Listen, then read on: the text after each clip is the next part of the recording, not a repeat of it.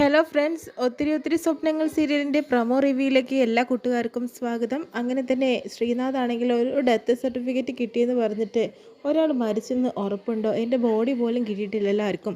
അപ്പോൾ പിന്നെ എല്ലാവരും അങ്ങനെ വിശ്വസിച്ച് ശരിയാണോ വക്കീലേ, ഞാൻ ജീവിച്ചിരിപ്പുണ്ടെന്ന് തന്നെയായിരിക്കും വർഷ ചിന്തിച്ചുകൊണ്ടിരിക്കുന്നുണ്ടാവുക, അവൾ എനിക്ക് വേണ്ടി കാത്തിരിക്കുന്നുണ്ടാവും എന്ന് പറയുന്നു. അഭിയാണെങ്കിലോ ഒരിക്കലും തന്നെ ശ്രീയെ ആർക്കും ഇനി വിട്ടുകൊടുക്കില്ല എന്ന മട്ടിൽ തന്നെയാണ്, എങ്ങനെയെങ്കിലും വർഷയെ പിന്തിരിപ്പിക്കണം എന്നാലാണ് വിവേകേട്ടനായിട്ടുള്ള അവളുടെ വിവാഹം നടക്കുള്ളൂ. അങ്ങനെ ശ്രീനാഥ് അവളിൽ നിന്ന് ഒഴിഞ്ഞു വരികയും എൻ്റെ സ്വന്തമാവും എന്നുള്ളത് രീതിയിലാണ് കേട്ടോ അഭി ചിന്തിച്ചുകൊണ്ടിരിക്കുന്നത്. ആ സമയത്ത് തന്നെ വിവേക് വീണ്ടും വർഷയുടെ പുറകെ തന്നെയാണ് കേട്ടോ. നീ ശ്രീനാഥിനെ കുറിച്ചുള്ള ചിന്തകൾ മാറ്റെന്ന് പറയുമ്പോൾ ശ്രീയേട്ടൻ ജീവിച്ചിരിപ്പുണ്ട്, എനിക്ക് നല്ല ഉറപ്പുണ്ടെന്നൊക്കെ പറയുന്നുണ്ട്.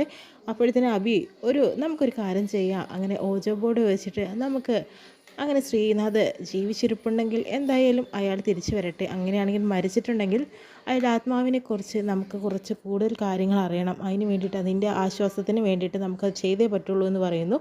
അങ്ങനെ രാത്രി എല്ലാവരും കൂടി ഇരുന്നിട്ട് അങ്ങനെ ആ ഒരു സംഭവം ചെയ്യാണ് കേട്ടോ. ആ സമയത്ത് തന്നെ അഭിയാണെങ്കിലോ കുറച്ച് ക്രൂരമായിട്ടാണ് കേട്ടോ അങ്ങനെ ചെയ്യുന്നത്. കാരണം ആ ഒരു എന്തായത് പ്രേതം വന്നതുപോലെയൊക്കെയാണ് കേട്ടോ കാണിക്കുന്നത്.